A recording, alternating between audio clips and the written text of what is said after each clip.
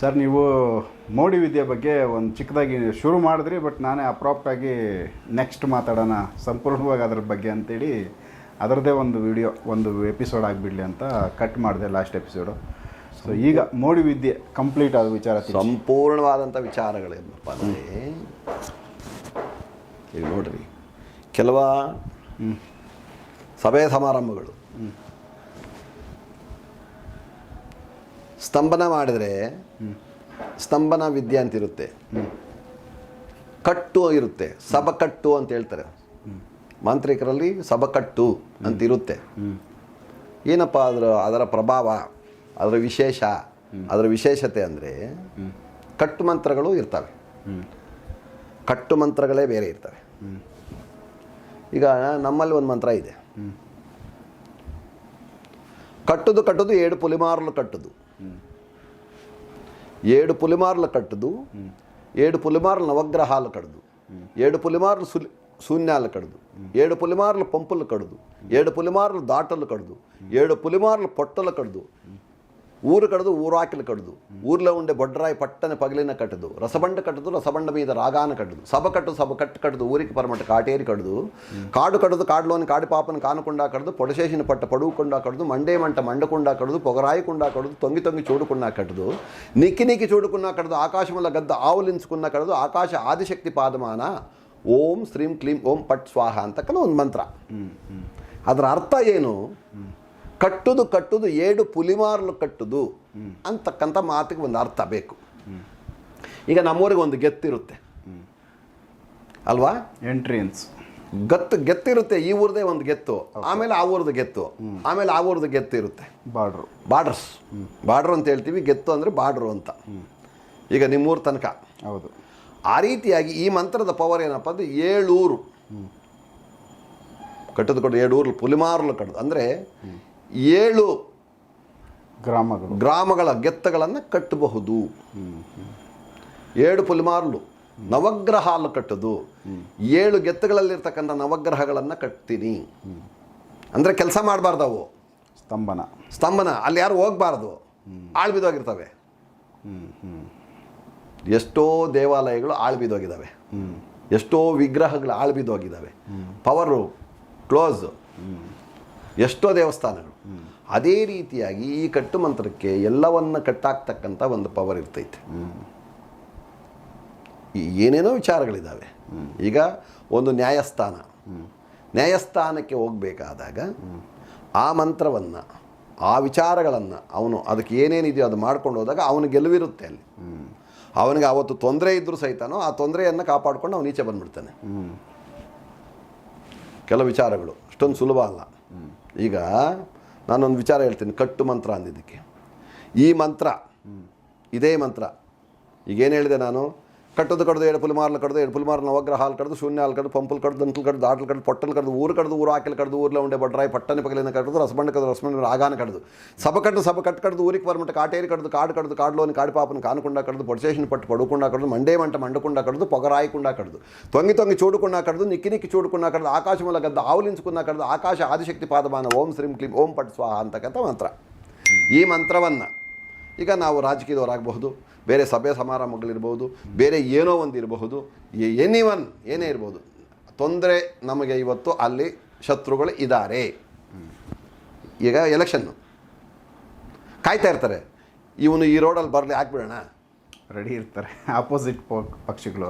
ಒಂದು ವಿಚಾರ ಏನೋ ಗಲಾಟೆ ಆಗಿರುತ್ತೆ, ಏನೋ ಮಾತುಕತೆ, ಏನೋ ರಾಮಾಯಣ ಆಗಿರುತ್ತೆ.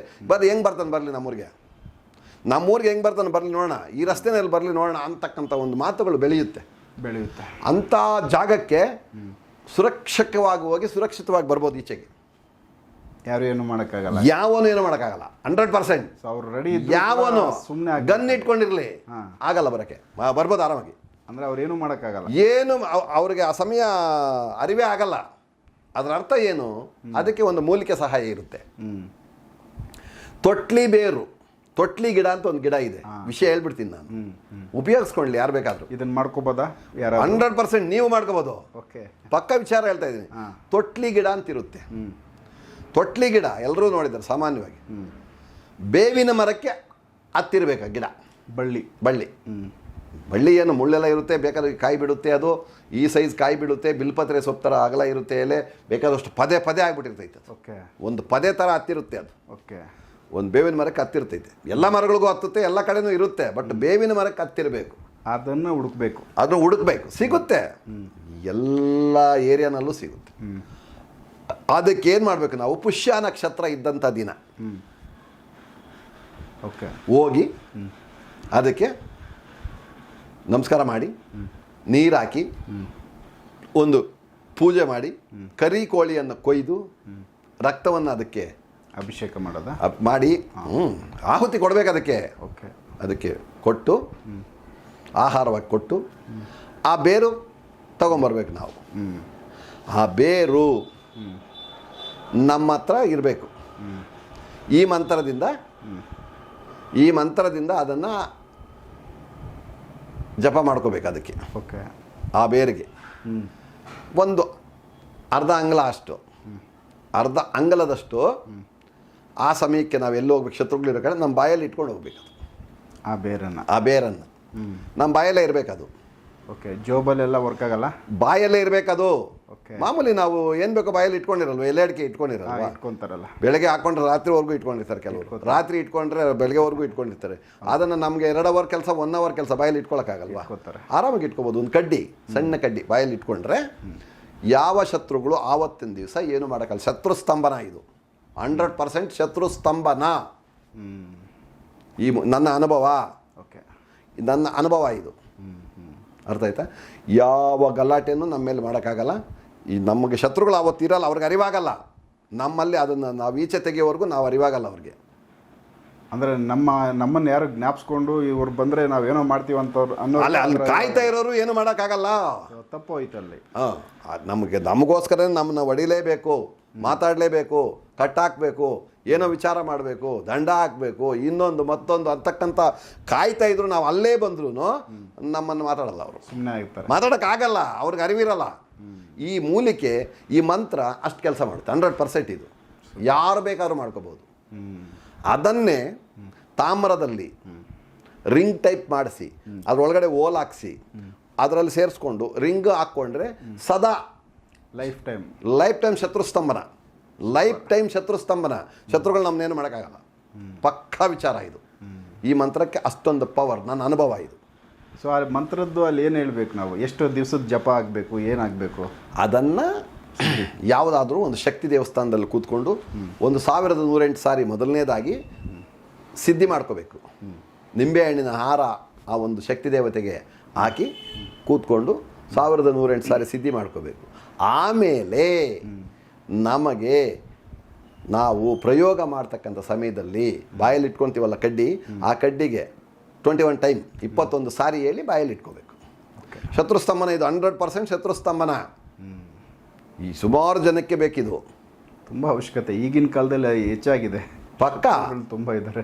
ಅದೇ ರೀತಿಯಾಗಿ ಆಕರ್ಷಣೆಗಳಿಗೂ ಈ ಥರ ವಸ್ತುಗಳು ಮಂತ್ರಗಳಿದ್ದಾವೆ. ವ್ಯಾಪಾರ ವ್ಯವಹಾರ ಎಲ್ಲದಕ್ಕೂ ಇದ್ದಾವೆ. ಅದೆಲ್ಲ ಮಾಡ್ಕೋಬೇಕು. ವೈದ್ಯಕ್ಕೆ ಇಷ್ಟೊಂದು ಪವರ್ ಉಂಟು. ಓಕೆ. ನೀವು ಹೇಳಿದ್ರಿ ಈಗ ಟೋಟಲ್ ಅಂದರೆ ಯಾವುದಾದ್ರೂ ಸಭೆ ಸಮಾರಂಭಗಳಲ್ಲಿ ಜನಗಳನ್ನ ಅಲ್ಲಿ ಬರದೇ ಇರೋ ರೀತಿಯಲ್ಲಿ ಕಟ್ ಮಾಡ್ಬೋದು ಅಂತ. ಹೌದೌದು. ಕೆಲವೊಂದು ನನಗೀಗ ಫ್ಲ್ಯಾಶ್ ಆಗಿದ್ದು ರಾಜಕೀಯಗಳಲ್ಲಿ ವ್ಯಕ್ತಿಗಳಲ್ಲಿ ಈಗ ಯಾವುದಾದ್ರೂ ಒಂದು ದೊಡ್ಡದೊಂದು ಫಂಕ್ಷನ್ ಆಗಬೇಕು, ಯಾರಾದರೂ ಒಬ್ಬರು ರಾಜಕೀಯ ವ್ಯಕ್ತಿಯಲ್ಲಿ ಬರ್ತಾರೆ ಅಂದರೆ ಸಾವಿರಾರು ಜನ ಅಲ್ಲಿ ಸೇರೋ ಥರ ಒಂದು ದೊಡ್ಡ ಫಂಕ್ಷನ್ಗಳಾಗ್ತವೆ. ಸೊ ಈ ಥರದ್ದು ದೊಡ್ಡ ಫಂಕ್ಷನ್ಗಳನ್ನೂ ಇದು ಕೆಲಸ ಮಾಡುತ್ತಾ? ಇಲ್ಲಿ ಕಂಟ್ರೋಲ್ ಮಾಡುತ್ತೆ 100% ಮಾಡುತ್ತೆ. 100% ಮಾಡುತ್ತೆ ಇದು. ಸೊ ಅಲ್ಲಿ ಎಲ್ಲ ಫೆಸಿಲಿಟಿ ಎಲ್ಲ ವ್ಯವಸ್ಥೆ ಇದ್ರೂ ಕೂಡ ಜನ ಬರೋದಕ್ಕೆ ಆಗದೆ ಇರೋ ರೀತಿಯಲ್ಲಿ ಬರಲ್ಲ, ನೆಗ್ಲೆಕ್ಟ್ ಮಾಡಿಬಿಡ್ತಾರೆ, ಬರಲ್ಲ. ಮನಸ್ಸು ಆಕರ್ಷಣೆ ಆಗಲ್ಲ. ಬಿಡು ಹೋಗೋಣ ಬಿಡು ಪರವಾಗಿ, ಮನಸ್ಸು ಆಕರ್ಷಣೆ ಆಗಲ್ಲ, ಮನಸ್ಸು ಆಕರ್ಷಣೆ ಆಗಲ್ಲ ಅಲ್ಲಿಗೆ, ಹೋಗೋದಕ್ಕಾಗಲ್ಲ. ಇವು ಕಟ್ಟುಗಳು ಇವು. ಅದೇ ರೀತಿಯಾಗಿ ದೇವಸ್ಥಾನಗಳಿಗೆ ಈ ವಿಚಾರಗಳನ್ನು ಮಾಡಿದಾಗ ದೇವಸ್ಥಾನಕ್ಕೆ ಜನ ಹೋಗಲ್ಲ. ಸೊ ಆವಾಗ ಏನು ಮಾಡ್ತಾರೆ ಇವರು, ನಮ್ಗೆ ಯಾರೋ ಏನೋ ಮಾಡಿದ್ದಾರೆ, ದೇವರನ್ನ ಕಟ್ಟಾಕಿದ್ದಾರೆ. ದೇವರನ್ನ ಕಟ್ಟಾಕುವಂಥ ಮಾತು ಸುಳ್ಳದು. ಓಕೆ. ಜನ ಬರದೇ ಇರೋ ರೀತಿಯಲ್ಲಿ ಮಾಡಿರ್ತಾರೆ ಈ ಕೆಲಸ ಪ್ರಯೋಗ ಮಾಡೋದು. ಇದು ಪ್ರಯೋಗ, ಜನಗಳಿಗೆ ಮಾತ್ರ ಪ್ರಯೋಗ ಮಾಡೋದು ಇದು. ಓಕೆ. ಅದಕ್ಕೋಸ್ಕರವಾಗಿ ಅಲ್ಲಿ ಆಗ ಬೇರೆ ಕೆಲಸ ಇರುತ್ತೆ ದೇವಸ್ಥಾನಕ್ಕೆ. ಆಕರ್ಷಣೆ, ದಿಗ್ಬಂಧನ, ಚಕ್ರಸ್ಥಾಪನೆ, ಆಕರ್ಷಣೆ ಚಕ್ರಸ್ಥಾಪನೆ ಮಾಡ್ಕೋಬೇಕು. ಮಾಡಿಕೊಂಡು ಆ ದೇವರ ಪ್ರತಿಷ್ಠಾಪನೆಗೆ ಮೊದಲೇನೆ ದೇವರನ್ನು ಕೂರಿಸ್ಬೇಕು. ಅದರ ಮೇಲೆ ಯಾವುದೇ ಒಂದು ವಿಗ್ರಹವನ್ನು ಆ ಚಕ್ರದ ಮೇಲೆ ಕೂರಿಸಿದಾಗ ಇವರು ಏನೇ ಪ್ರಯೋಗ ಮಾಡಿದ್ರು ಅಲ್ಲಾಗಲ್ಲ, ಕಂಟ್ರೋಲ್ ಆಗೋದು, ಅಲ್ಲಿ ಕಟ್ ಆಗೋದು. ಅಂದರೆ ದೇವ್ರಿಗೇನು ಆ ಮಾಡೋಕ್ಕಾಗಲ್ಲ, ಪವರ್ ಇರುತ್ತೆ ಅದಕ್ಕೆ, ಆ ಚಕ್ರಕ್ಕೆ ಆ ಪವರ್ ಇರುತ್ತೆ. ಅಂದರೆ ಯಾವುದೇ ಇವರು ಏನು ಮಾಡೋಕ್ಕಾಗಲ್ಲ ಅಲ್ಲಿ, ಇದು ನಡೆಯಲ್ಲ ಅಲ್ಲಿ. ಓಕೆ. ಸೊ ಈ ರೀತಿ ಮಾಡ್ಕೋಬೇಕು ಪ್ರತಿ ದೇವಸ್ಥಾನದವರು ಇದನ್ನು ಮಾಡ್ಕೋಬೇಕು. ಆಗ ಸೇಫ್ಟಿ, ಆವಾಗ ಸೇಫ್ಟಿ. ಒಂದೇ ರೀತಿಯಲ್ಲಿ ನಾರ್ಮಲ್ ಆಗಿ ನೋಡ್ಕೊಂಡು ಹೋಗ್ತಾ ಇರ್ತೈತೆ ದೇವಸ್ಥಾನ. ಸೊ ಇದಾಗಿಲ್ಲ ಅಂದಾಗ ಈ ರೀತಿ ಅನಾಹುತಗಳಾಗ್ತವೆ. ಈ ರೀತಿ ಅನಾಹುತಗಳಾದಾಗ ಇವರು ಭಾವನೆಗಳು ಈ ರೀತಿ ಆಗ್ತವೆ. ಏನೋ ನಮ್ಮ ದೇವರನ್ನು ಕಟ್ಟಾಕಿದ್ದಾರೆ, ಯಾರೋ ಏನೋ ಮಾಡಿಬಿಟ್ಟಿದ್ದಾರೆ, ಅದು ಅಲ್ಲ, ಅಲ್ಲಿ ಪ್ರತಿಷ್ಠಾಪನೆ ಸರಿಯಾಗಿರಲ್ಲ. ಓಕೆ. ಮುಖ್ಯವಾಗಿ ಮೊದಲೇ ಪ್ರತಿಷ್ಠಾಪನೆ ಆಗಿರಲ್ಲ. ಸೊ ಇವೆಲ್ಲನೂ ನಾವೇ ಮಾಡ್ಕೊಳ್ಳೋದು ಮಿಸ್ಟೇಕ್ಗಳು. ಬಟ್ ಪ್ರತಿಯೊಂದು ನಾವು ಮಾಡೋದು ಇಷ್ಟು ಮಿಸ್ಟೇಕ್ಗಳೇ, ನಮ್ಮಷ್ಟು ನಾವೇ ಮಾಡ್ಕೊಳ್ಳೋದು. ಈಗ ಎಲ್ಲೋ ಒಂದು ಹುತ್ತ ಇರ್ತೈತೆ, ಆ ಹುತ್ತಕ್ಕೆ ಪೂಜೆ ಮಾಡ್ಕೊಂಡ್ಬಿಟ್ಟು ಅಲ್ಲೇ ಒಂದು ದೇವಸ್ಥಾನ ಕಟ್ಕೊಂಡ್ಬಿಡ್ತಾರೆ. ಪ್ರತಿಷ್ಠಾಪನೆ ಇಲ್ಲ, ಚಕ್ರಸ್ಥಾಪನೆ ಇಲ್ಲ, ಆಕರ್ಷಣೆ ಇಲ್ಲ, ಇನ್ನೊಂದಿಲ್ಲ, ಮತ್ತೊಂದಿಲ್ಲ, ಏನೂ ಇರಲ್ಲ ಅಲ್ಲಿ. ಜಸ್ಟ್ ಹಂಗೆ ಒಂದು ಪೂಜೆ ಆಯಿತು, ಅದು ಹಂಗೆ ಹೋಗ್ತಾ ಇರ್ತದೆ. ಕೆಲಸ ನಡೀತದೆ, ನಿಂತೋಗ್ತದೆ. ಯಾಕಂದರೆ ದೇವಾಲಯಗಳವರು ನಮ್ಮಲ್ಲಿ ತುಂಬ ಜನ ಬಂದು ಕೇಳ್ತಾರೆ, ಏನಿದು ಹಿಂಗಾಗೋಯ್ತು. ಓಕೆ. ಸೊ ಇದನ್ನು ಕಟ್ ಮಾಡಬೇಕು ಅಂದರೆ ಮಾಂತ್ರಿಕರು ಯಾವ ರೀತಿ ಅಲ್ಲಿ ಒಂದು ಪ್ರಯೋಗಗಳು ಮಾಡೋಕ್ಕೆ ಸಾಧ್ಯ, ಜನಗಳನ್ನ ಅಲ್ಲಿ ಹೋಗದೆ ರೀತಿ ತಡಿತಾರೆ ಅಂತ ಹೇಳ್ತಾ ಇದ್ದೀರಾ. ಸೊ ಅದನ್ನ ಕೆಲಸ ಹೆಂಗೆ ಮಾಡ್ತಾರೆ, ಯಾವ ರೀತಿ ಅದನ್ನ ಸ್ತಂಭನ ಮಾಡ್ತಾರೆ ಅಂತ ಹೇಳ್ತಾ ಇದ್ದೀನಲ್ಲ. ಸ್ತಂಭನ ಓಕೆ, ಬಟ್ ಎಲ್ಲಿಂದ ಮಾಡೋದು? ಅಲ್ಲಿಗೆ ಆ ಸ್ಪಾಟ್ಗೆ ಹೋಗಿ ಮಾಡಬೇಕಾ, ಇಲ್ಲ ದೂರದಲ್ಲಿ ಎಲ್ಲೋ ಕೂತು ಮಾಡೋದಾ? ಎಲ್ಲೋ ಕೂತು ಮಾಡೋದು ಕಷ್ಟ. ಅದನ್ನು ಮಾಡಿಸ್ತಕ್ಕಂಥವರು ಮಂತ್ರಿಕರಲ್ಲಿ ಮಾಡಿಸ್ಕೊಂಡೋಗಿ ಆ ದೇವಾಲಯಗಳ ಹತ್ರ ಮಾಡ್ತಾರೆ ಕೆಲಸ. ಅವರು ಅಲ್ಲಿ ಹೋಗಲೇಬೇಕು, ಆ ಜಾಗದಲ್ಲಿ ನಿಂತೆ ಮಾಡಬೇಕು. ಎಷ್ಟು ಸಮಯ ಅವ್ರಿಗೆ? ಆ ರೀತಿ ಎಲ್ಲಿ ಹೋಗದೆ ಇದ್ದ ಕಡೆಯಿಂದ ಮಾಡ್ತಕ್ಕಂಥವರು ತುಂಬ ವಿರಳ, ತುಂಬ ವಿರಳ. ಬಟ್ ಅದು ಸಾಧ್ಯ ಇದೆ. ಸಾಧನೆ ಇರಲ್ಲ, ಅಷ್ಟು ಶಕ್ತಿ ಇರೋದಿಲ್ಲ ಈಗಿನವರು ಮಾಡೋದು. ಏನು ಬೇರೆ ಆಸೆ ಆಕಾಂಕ್ಷೆಗಳಿರಬಾರ್ದು, ಏನು ಆಸೆ ಆಕಾಂಕ್ಷೆಗಳಿರಬಾರ್ದು. ಒಂದಲ್ಲಿ ಬರೀ ಲೋಕ ಕಲ್ಯಾಣ ಅಂತಿರಬೇಕು. ಹಣ, ಈ ಇನ್ನೊಂದು ಮತ್ತೊಂದು ಯಾವ ಆಸೆನೂ ಇವನಿಗಿರಬಾರ್ದು. ಅವರು ಎಲ್ಲಿ ಬೇಕಾದರೂ ಕೂತ್ಕೊಂಡು ಏನು ಬೇಕಾದ್ರೂ ಮಾಡಬಹುದು. ಸೊ ಅವರಿಗೆ ಮಾತ್ರ ಆ ಥರ, ಅದು ಅವ್ರಿಗೆ ಮಾತ್ರ ಸಾಧ್ಯ. ಮಿಕ್ಕಿದ್ದು ಇಹಲೋಕ ಸೌಖ್ಯಗಳು ಯಾರು ಕೋರ್ತಾರೋ ಅವ್ರ ಕೈಯಲ್ಲಿ ಇದ್ದ ಕಡೆಯಿಂದ ಏನು ಮಾಡೋಕ್ಕಾಗಲ್ಲ. ಓಕೆ. ಕೆಲವೊಂದೊಂದು ಸರಿ ಕೆಲವರು ಹೇಳ್ತಾರೆ, ಎಲ್ಲೋ ಒಂದು ರೀತಿ ಯಾವುದೋ ಒಂದು ಜಾಗಗಳು, ಮನೆ ಆಗ್ಬೋದು ಇಲ್ಲ ದೇವಸ್ಥಾನ ಆಗ್ಬೋದು, ಯಾವುದೋ ಒಂದು ಸ್ಥಳಕ್ಕೆ ಮಾಂತ್ರಿಕರು ಬಂದು ಜಸ್ಟ್ ಒಂದು ಬೆರಳಲ್ಲಿ ಒಂದು ಕಪ್ ಹಿಂಗೆ ಬೆಳೆದು ಹೋಗ್ಬಿಟ್ರು ಅಂದರೆ ಆ ಜಾಗದಲ್ಲಿ ತೊಂದರೆಗಳಿನ್ನ ಶುರು ಆಗಿಬಿಡುತ್ತೆ, ಅವ್ರ ಕೆಲಸಗಳು ನಡೆಯೋದಿಲ್ಲ, ಅಷ್ಟರಲ್ಲೇ ಅದೊಂದು ತೊಂದರೆ ಆಗೋಯ್ತು ಅನ್ನೋ ಥರ ವಿಚಾರಗಳು ಆಚೆ ಇದೆ. ಆ ಒಂದು ಸಿಂಪಲ್ ಒಂದು ಕಪ್ಪು ಬೆಳೆಯೋದ್ರಿಂದ ಅಷ್ಟೊಂದು ದೊಡ್ಡ ಕ್ಷೇತ್ರ ಆಗ್ಬೋದು ಇಲ್ಲ ದೊಡ್ಡ ಮನೆ ಆಗ್ಬೋದು ಹಾಳಾಗೋದಕ್ಕೆ ಸಾಧ್ಯನಾ? ಇದಾಗುತ್ತಾ? ಖಂಡಿತ ಸಾಧ್ಯ, ಖಂಡಿತ. ಅವು ಅಷ್ಟೊಂದು ಕ್ರೂರವಾದಂಥ ವಸ್ತುಗಳ ಸಂಗ್ರಹಣೆಯಿಂದ ತಯಾರಾಗಿರ್ತೈತೆ ಅದು. ಓಕೆ. ಅಷ್ಟೊಂದು ಅಮೋಘವಾದಂಥ ಕ್ರೂರವಾದಂಥ ವಸ್ತುಗಳು ಸಂಗ್ರಹಣೆ ಮಾಡಿ ಅದನ್ನು ಕಾಂಬಿನೇಷನ್ ಅದು. ಯಾಕೆಂದರೆ ಆ ಕಾಂಬಿನೇಷನ್ ಹೇಳ್ಬಾರ್ದು ನಾವು. ಕಾಂಬಿನೇಷನ್ ಹೇಳಿದ್ರೆ ತೊಂದರೆಗಳಾಗ್ತವೆ. ಓಕೆ. ದುರುಪಯೋಗ ಮಾಡ್ಕೋತಾರೆ. ಮಾಮೂಲಿ ನಾರ್ಮಲ್ ವ್ಯಕ್ತಿಗಳೂ ಅದನ್ನು ಮಾಡಬಹುದು. ಯಾಕೆಂದರೆ ತಂತ್ರ ಅದು, ಮಂತ್ರ ಅಲ್ಲ, ಅದು ತಂತ್ರವಿದ್ಯೆ. ಅದು ತಂತ್ರಗಳನ್ನು ನಾವು ಕೊಡಬಾರ್ದು. ಸೊ ಡ್ಯಾಮೇಜ್ಗಳು ಮಾಡ್ತಾರೆ, ಡ್ಯಾಮೇಜ್ ಮಾಡೇ ಮಾಡ್ತಾರೆ, 100% ಮಾಡ್ತಾರೆ. ಈಗ ನಮ್ಮ ಮನೆಗೆ ಪಕ್ಕದ ಮನೆಯವ್ರು ನಮ್ಮನ್ನು ಕಂಡ್ರೆ ಆಗಲ್ಲ, ಅವ್ರನ್ನ ಕಂಡ್ರೆ ನಮಗೂ ಆಗಲ್ಲ, ಇನ್ನೊಬ್ರಿಗೆ ಆಗಲ್ಲ. ಈ ರೀತಿ ಎಲ್ಲ ಕಡೆ ಇರುತ್ತೆ. ಸೊ ಅವಾಗ ಮೇಲೆ ಎಲ್ಲರೂ ಮಾತಾಡಬಹುದು, ಒಳಗಡೆ ಭಾವನೆಗಳು ಬೇರೆ ಬೇರೆ ರೀತಿ ಇರ್ತದೆ, ಅನಾಹುತಗಳಾಗ್ತಾವೆ ಅವಾಗ. ಸೊ ಅವಾಗ ಸಮಾಜ ಕೆಡುತ್ತೆ. ನೀವು ಕೇಳ್ತಾ ಇರ್ತಕ್ಕಂಥ ಪ್ರಶ್ನೆ ತುಂಬ ಒಳ್ಳೆಯದೇ. ಅದು ಇದೆ, ಬಟ್ ಮಾಡೋಕ್ಕೆ ಸಾಧ್ಯ ಇದೆ. ಅದು ಇದೆ, 100% ಇದೆ, ಅದು ಇದೆ. ಓಕೆ. ಅದನ್ನು ತಯಾರು ಮಾಡ್ತಕ್ಕಂಥ ವಿದ್ಯಾವಂತರು ಸಹಿತ ಅದನ್ನು ದೂರ ಇಟ್ಕೊಂಡಿರ್ತಾರೆ. ಅವರಲ್ಲಿ ಕೂಡ ಅದು ಇಟ್ಕೊಳಂಗಿಲ್ಲ, ಆಗಲ್ಲ. ಸೊ ಪಾಯ್ಸನ್ ಎಲ್ಲರಿಗೂ ಪಾಯ್ಸನೇ ಅಲ್ಲ, ಗೊತ್ತಿಲ್ಲದೆ ಅವರೇ ಬಳಕೊಂಡ್ರು, ಅವ್ರಿಗೂ ಪಾಯ್ಸನ್ ತಯಾರು ಮಾಡಿದವನು ಕುಡಿದ್ರು ಸಾಯ್ತಾನೆ, ಅವ್ರಿಗೂ ತೊಂದರೆ ಆಗುತ್ತೆ. ಅದು ಸಾಯ್ತಾನಲ್ಲ ಅವನು. ಈಗ ಪಾಯ್ಸನ್ ತಯಾರು ಮಾಡಿದವನು ಅವ್ನು ಕುಡಿದ್ರು ಸಾಯ್ತಾನೆ. ಹೌದೌದು, ಇದು ವಿಷಯ ಅಂತ ಆಯ್ತು. ವಿಷ ಅದು ಸಮಾಜಕ್ಕೊಂದು ವಿಷಯ ಇದು. ಹೌದು, ವಿಷ ಕಂಟಕವಾದಂಥ ವಿದ್ಯೆಗಳು. ಕಂಟಕ ವಿದ್ಯೆಗಳನ್ನು ಯಾರೇ ಗೊತ್ತಿರೋ ಮಹನೀಯರಿದ್ರು ಸಹಿತಾನು ಅದನ್ನು ಪಬ್ಲಿಕ್ ಮಾಡಬಾರ್ದು. ಅದು ನಡೆದಿತ್ತೋ ನಡೆದಿಲ್ವೋ ನಡೀತದೋ ನಡಿಬೇಕೋ ಬೇರೆ ವಿಚಾರ, ಬಟ್ ಅದನ್ನು ಪಬ್ಲಿಕ್ ಅಂತೂ ಮಾಡಬಾರ್ದು. ಟ್ರೈ ಮಾಡ್ತಾರೆ ಈಗಿನ ಜನ, ಸಾಮಾನ್ಯವಾಗಿಲ್ಲ, ಉಪಯೋಗಿಸ್ತಾರೆ. ಹಿಂದೆ ಭಯ ಇತ್ತು, ಧರ್ಮ ಇತ್ತು, ಅವ್ರಿಗೆ ಅದು ಅರಿವಿತ್ತು, ಇದು ಮಾಡಬಾರ್ದು, ಅರಿವಿತ್ತು. ಮಾಂತ್ರಿಕ ಮಾಡಿಸ್ಬಾರ್ದಪ್ಪ, ಮಾಂತ್ರಿಕ ಮಾಡಿಸ್ಬಾರ್ದು, ನಾಳೆ ದಿವಸ ನಮ್ಮನೇಲಿ ಮಕ್ಕಳಿದ್ದಾರೆ, ಅದೊಂದು ಭಯ ಇತ್ತು, ನಮಗೇನು ತೊಂದರೆ ಆಗುತ್ತೆ ಅಂತಕ್ಕಂಥ ಜನ ಇದ್ರು. ಈಗ ನೋಡೋಣ, ಹೌದು, ಏನಾಗುತ್ತೋ ನೋಡೋಣ ಅಂತ. ಈಗ ಪ್ರಾಕ್ಟಿಕಲ್. ಇಂದಿನ ಜನ ಎಲ್ಲ ಥಿಯರಿಯಲ್ಲೇ ಇದ್ರು, ಇದ್ರ ಬಗ್ಗೆ ತಾಳ್ಮೆ ಇಲ್ಲ ಈಗಿನ ಜನಕ್ಕೆ, ನಾಳೆನೇ ಅದಾಗ್ಬಿಡ್ಲಿ ಅಂತ. ಈಗಲೇ ಶುರು ಮಾಡೋಣ, ರಿಸಲ್ಟ್ ಬರುತ್ತೇನೋ ಅಂತಾರೆ. ಸಪೋಸ್ ಈ ಥರ ಎಲ್ಲ ಒಂದು ಕಡೆ ಆಗಿಬಿಟ್ಟಿರುತ್ತೆ ಅಂತ ಇಟ್ಕೊಳ್ಳೋಣ. ಸೊ ಅದಕ್ಕೆ ರೆಮಿಡಿ, ಪರಿಹಾರ ಇದೆ. ಈ ಪರಿಹಾರ ಮಾರ್ಗಗಳು ಯಾವುದಾದ್ರೂ ಒಂದು ಸಿಂಪಲ್ ನಮ್ಮ ವೀಕ್ಷಕರಿಗೆ ತಿಳಿಸ್ಕೊಡಿ. ಏನಿಲ್ಲ, ಇದಕ್ಕೆ ಈ ಕಪ್ಪು ವಿಚಾರ ಹೇಳಿದ್ರಲ್ಲ, ಈ ಕಪ್ಪುಗಳ ವಿಚಾರಕ್ಕೆ ಸುಮಾರು ರೀತಿ ಇದ್ದಾವೆ ಕಪ್ಪುಗಳು. ಒಂದು ರೀತಿ ಇಲ್ಲ, ಸುಮಾರು ರೀತಿಗಳಿದ್ದಾವೆ. ಇದಕ್ಕೆ ಇನ್ನೊಂದು ಹೆಸರು ಹೇಳ್ತಾರೆ, ಕರುವು ಅಂತ ಹೇಳ್ತಾರೆ. ಕರುವು ಅಂತ ಹೇಳ್ತಾರೆ ಇದಕ್ಕೆ, ವೈದ್ಯರು ಇಟ್ಕೊಂಡಿರೋಂಥ ಹೆಸರು ಅದು. ಓಕೆ, ಕರುವು. ಅದು ಬೇಕು ಅಂತ ಕೇಳ್ತಾರೆ. ಸುಮಾರು ರೀತಿಯಲ್ಲಿ, ಸುಮಾರು ಥರದಲ್ಲಿ ಇದನ್ನು ತಯಾರು ಮಾಡ್ತಾರೆ. ಯಾವುದನ್ನು? ಈ ಕಪ್ಪುಗಳನ್ನು. ಈ ಕಪ್ಪುಗಳು ತಯಾರಿಕೆ ನಾನು ಹೇಳಲ್ಲ, ನನಗೆ ಗೊತ್ತಿದೆ, ಸುಮಾರು ಗೊತ್ತಿದೆ ನನಗೆ. ಪರಿಹಾರ ಮಾರ್ಗ ಒಂದು 2-3 ರೀತಿಯಲ್ಲಿ ತುಂಬ ವಿಷಕಾರಿಯಾದಂಥ ಕಪ್ಪುಗಳು ನನಗೆ ಗೊತ್ತಿದೆ. ಬಟ್ ವಿಚಾರ ಏನಪ್ಪ ಅಂದರೆ ಪಬ್ಲಿಕ್ ಮಾಡಲ್ಲ, ಬೇರೆಯವರು ಯಾರಿಗೂ ತೊಂದರೆ ಆಗಬಾರ್ದು. ಹೌದು, ಯಾಕೆಂದರೆ ಎಲ್ಲರೂ ತಯಾರು ಮಾಡ್ಬೋದು ಇದನ್ನು. ಇದು ಮಂತ್ರ ಅಲ್ಲ, ಓಕೆ, ಇದು ತಂತ್ರ. ಇದು ತಂತ್ರವಾದ್ದರಿಂದ ಎಲ್ಲರೂ ಟ್ರೈ ಮಾಡ್ತಾರೆ.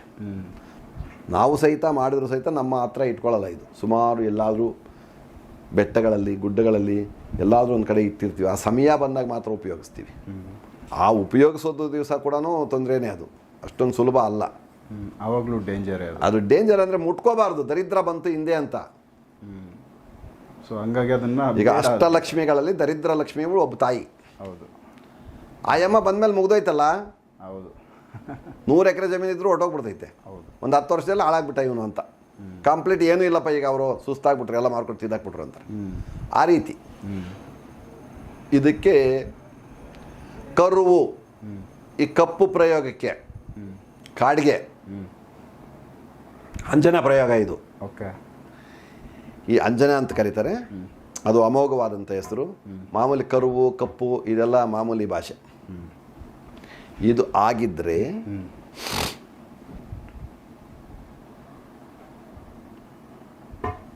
ಮಹಿಷಿ ರಾಜ ಅಂದರೆ ಎಮ್ಮೆ. ಎಮ್ಮೆ ತುಂಬ ಕೋಣ, ಎಮ್ಮೆ ಕೋಣ, ಎಮ್ಮೆ ಎಲ್ಲ ಒಂದೇ. ಹೆಣ್ಣದು ಗಂಡದು ಎಲ್ಲ ಒಂದೇ. ಓಕೆ, ಅದರಲ್ಲಿ 1 ವರ್ಷದ ಪ್ರಾಣಿ ಅಂದರೆ 1 ವರ್ಷದ ಎಮ್ಮೆ, ಕರು, ಸಣ್ಣ ಕರು, ಹೆಣ್ಣು ಕರುವಿನ ಸಗಣಿ. ಅದು ಹಾಕಬೇಕಾದ್ರೆ ನಾವು ಕೆಳಗಡೆ ಏನಾದರೂ ಇಟ್ಟಿರಬೇಕು, ನೆಲಕ್ಕೆ ಟಚ್ ಆಗೋದು. ಅದು ಗೃಹತ್ತಾಕರ್ಷಣೆ, ಅದು ಅದ್ರ ಪವರ್ ತಗೊಂಡ್ಬಿಡ್ತೈತೆ. ಅದು ಶಾಪಗಳು. ಓಕೆ, ಕರ್ಣ ಒಂದು ಹೆಣ್ಮಗು ತುಪ್ಪ ಚೆಲ್ಕೊಂಡು ಅಳ್ತಾ ಇರಬೇಕಾದ್ರೆ ಅವನು ಭೂಮಿಯನ್ನು ಹಿಂಡಿ ತುಪ್ಪವನ್ನು ಕೊಟ್ಟಾಗ ಅವನು ಅದನ್ನು ಅನುಭವಿಸಿದ. ಅಲ್ಲಿ ಒಂದು ಪಾಪ ಬಂತು ಅವ್ರಿಗೆ. ಪಾಪ ಅಲ್ಲ, ಅದು ಕರ್ಮ. ಯುದ್ಧದಲ್ಲಿ ರಥಚಕ್ರ ಭೂಮಿ ಹಿಡ್ಕೊಂತು ಬಿಟ್ಕೊಡ್ಲಿಲ್ವಲ್ಲ ತಾಯಿ. ಹೌದು, ಅರ್ಥ ಆಯ್ತಾ? ಮಹಾಭಾರತದ ವಿಚಾರ. ಆ ರೀತಿಯಾಗಿ ಸಮಯ ಸಂದರ್ಭಗಳು, ಆ ಶಕ್ತಿಗಳಿದ್ದಾವೆ. ಪಂಚಭೂತಗಳಲ್ಲಿ ಒಂದಲ್ವ ಭೂಮಿ. ಹೌದು, ಅದಕ್ಕೆ ನಾವು ಮೇಲೇನೆ ಇಟ್ಕೋಬೇಕು. ಇಲ್ಲ ಏನಾದರೂ ಒಂದು ಪಾತ್ರೆನೋ, ಒಂದು ಬಾಣಲಿನೋ, ಒಂದು ಮಕ್ರಿನೋ, ಒಂದು ಬಟ್ಟೆನೋ ಹಾಕಿಟ್ಟಿರ್ಬೇಕು. ಅದರ ಮೇಲೆ ಇರ್ತಕ್ಕಂಥ ಸಗಣಿಯನ್ನು ತಗೊಂಡು ಕ್ಲೀನಾಗಿ ಅದನ್ನು ಅಭಿಷೇಕ ಥರ ನೀರು ಮಾಡಿಕೊಂಡು ಮನೆಯೆಲ್ಲ ಪ್ರೋಕ್ಷಣೆ ಮಾಡಿ ಶುದ್ಧಿ ಮಾಡಿಕೊಂಡ್ರೆ ಕರು ಪ್ರಯೋಗ ಎಗರೋಗ್ತದೆ. ಸೊ ಈ ಥರದ್ದೊಂದು ಪ್ರಯೋಗ ಆಗಿದ್ರೂ ಕೂಡ ಯಾರಾದರೂ ಮಾಡಿದರೂ ಕೂಡ ಖಂಡಿತ ಸೊ ಅದನ್ನು ಈ ರೀತಿಯಲ್ಲಿ ಕ್ಲಿಯರ್ ಮಾಡ್ಕೋಬಹುದು. ಇದು ಒಂದು ತಂತ್ರವಿದ್ಯೆ. ಈ ತಂತ್ರಕ್ಕೆ ತಂತ್ರನೇ. ಹಾಂ ಹಾಂ.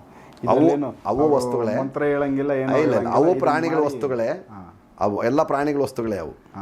ಆ ಕರುವು ಮಾಡ್ತಕ್ಕಂಥ ವಸ್ತುಗಳೆಲ್ಲ ಪ್ರಾಣಿಗೆ ಸಂಬಂಧಪಟ್ಟ ವಸ್ತುಗಳೇ, ಎಲ್ಲ ಕೆಟ್ಟಗೆ ಒಂದಕ್ಕೊಂದು ಆಂಟಿ ಶತ್ರು ಅತ್ವವಾದಂಥ. ಈಗ ಶತ್ರುನೇ ಬೆಕ್ಕು, ಬೆಕ್ಕು, ಇಲಿ ಈ ಥರ ಆಪೋಸಿಟ್ ಮುಂಗ್ಸಿ, ಸರ್ಪ, ಈ ಥರ ವಸ್ತುಗಳು ಮಿಕ್ಸ್ ಆಗಿರ್ತದೆ ಅದಕ್ಕೆ. ಓಕೆ. ಅವಕ್ಕೆ ಶಾಂತಿ ಆಗುತ್ತೆ ಇದು. ಅದಕ್ಕೆ ಇದು ಪ್ರಾಣಿನೇ ಅಲ್ವಾ. ಹೌದು. ಮಹಿಷರಾಜ ಇವನು. ಇದರಿಂದ ಶುದ್ಧಿ ಆಗ್ಬಿಡ್ತೈತೆ. ಸೊ ಇದು ಪಕ್ಕಾ ವಿಚಾರ. ಇದು ಕೆಲವರು ಹೇಳ್ತಾರೆ ಹಸು ಗಂಜಲ ಅಂತ. ಈ ಗಂಜಲ ವರ್ಕ್ ಆಗಲ್ಲ ಈ ವಿಚಾರದಲ್ಲಿ. ಗಂಜಲ ಬಂದು ಏನಕ್ಕೆ ಬಳಸ್ತಾರೆ ಮತ್ತೆ ರೆಗ್ಯುಲರ್ ಗಂಜಲ? ಅದು ನಮ್ಮ ಎಲ್ಲ ಹಳಬರು ಪ್ರಾಚೀನವಾದಂಥ ವಿಚಾರಗಳು. ಪಂಚಮ ತಂದು ಹಾಕಬೇಕು ಅಂತ ಒಂದು ಗೋಮೂತ್ರದಿಂದ ಶುದ್ಧಿ ಮಾಡ್ಕೊಳ್ತಾ ಇದ್ರು. ಬಟ್ ಇದು ಪ್ರಯೋಗ ಆದಾಗ ಆಗಲ್ಲ. ಇದು ಬರೀ ಶುದ್ಧಿಗೆ ಮಾತ್ರ ಪ್ರಯೋಗ. ಇದಕ್ಕೆ ಈ ವಿಚಾರ ಮೇಯ್ನ್ ಯಾವುದು ನಾನು ಹೇಳಿದ್ನಲ್ಲ, ಈಗ ಎಮ್ಮೆ ಸಗಣಿ ಇಂದ ಕೆಲಸ ಆಗುತ್ತೆ, ಶುದ್ಧಿ ಆಗ್ಬಿಡ್ತೈತೆ, ಮಾಡ್ಕೋಬಹುದು. ಸೂಪರ್. ಆಮೇಲೆ ಪುರೋಹಿತರನ್ನ ಕರೆದು ಏನಾದರೂ ಒಂದು ಗಣಪತಿ ಹೋಮ ಅದು ಇದು ಮಾಡಿಸ್ಕೋಬೇಕು. ಇನ್ನು ಭೂತವೈದ್ಯರಿಂದ ಅಲ್ಲಿ ಆಕರ್ಷಣೆ ಏನಾದರೂ ಚಕ್ರ ಸ್ಥಾಪನೆ, ದಿಗ್ಬಂಧನ ಇದೆಲ್ಲ ಮಾಡ್ಕೋಬೇಕು. ಒಂದು ವ್ಯಾಪಾರದ ಸ್ಥಳದಲ್ಲಿ ಆಗೋಗಿದೆ ಅಂತ ಇಟ್ಕೊಳ್ಳಿ. ಹೌದು. ಇದನ್ನು ಈ ರೀತಿ ಶುದ್ಧಿ ಮಾಡ್ಕೊಂಡ್ವಿ ಅಂತ ಇಟ್ಕೊಳ್ಳಿ. ಶುದ್ಧಿ ಆದ ನಂತರ ಇವೆಲ್ಲ ಮಾಡ್ಕೋಬೇಕು. ಅಲ್ಲಿಗೆ ಸರಿ ಹೋಗುತ್ತೆ ಅದು. ಸೊ ಆಮೇಲೆ ಶಾಂತಿ ಇರುತ್ತೆ. ನೆಕ್ಸ್ಟ್ ಏನಿದೆ ಡೆವಲಪ್ ಆಗುತ್ತೆ. ಮೊದಲು ಏನಿತ್ತು ಆ ಸ್ಥಿತಿಗೆ ಬಂದ್ಬಿಡುತ್ತೆ, ಅದು ವಾಪಸ್ ಬರುತ್ತೆ. ಸೂಪರ್. ಸೊ ಇದಿಷ್ಟು ಈ ಥರ ಒಂದು ತಂತ್ರವಿದ್ಯೆಗಳು. ನೆಕ್ಸ್ಟ್ ಬೇರೆ ವಿಚಾರ ಮಾತಾಡೋಣ.